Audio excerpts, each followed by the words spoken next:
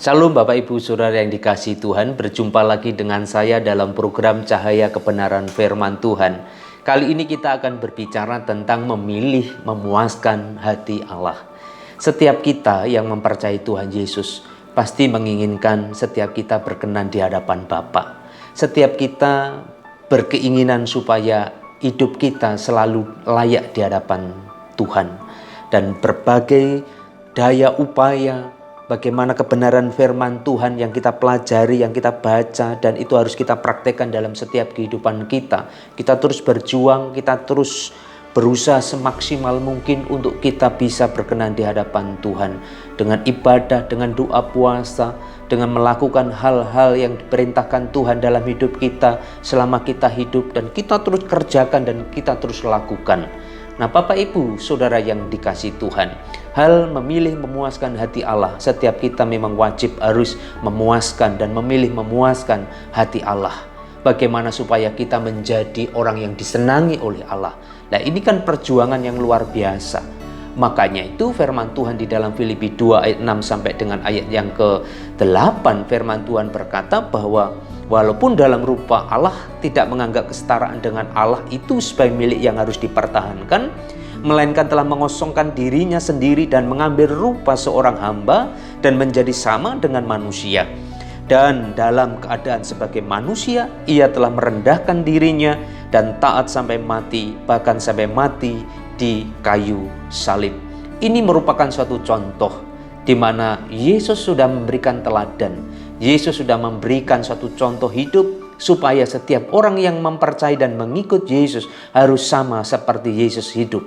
Nah, Bapak Ibu, ternyata dalam kekristenan ini harus bergulat kita dengan situasi kondisi yang kita alami. Kita harus terus bergulat, kita harus terus berjuang untuk menjadi orang-orang yang berkenan di hadapan Tuhan.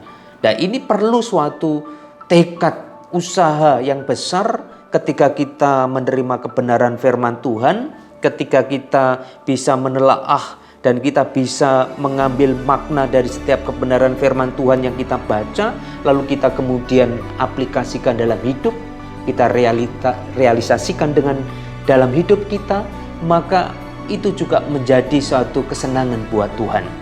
Maka kalau hidup kita sesuai dengan kebenaran firman Tuhan dan seperti Yesus contohkan di dalam hidupnya, maka kita akan berkenan di hadapan Bapa.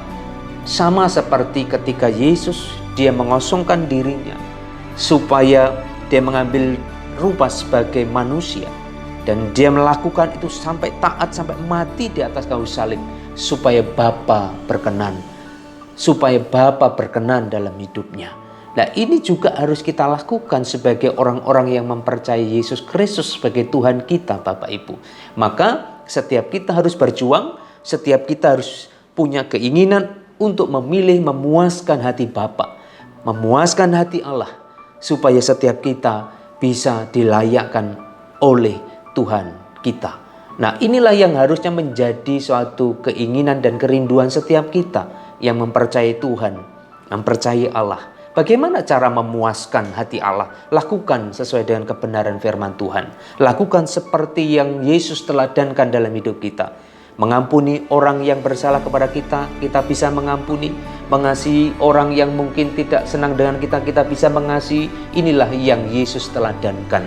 Memang itu tidak gampang dan tidak mudah, tapi harus terus berproses dan kita harus terus berjuang, harus memiliki keinginan-keinginan yang besar untuk menyenangkan hati Tuhan.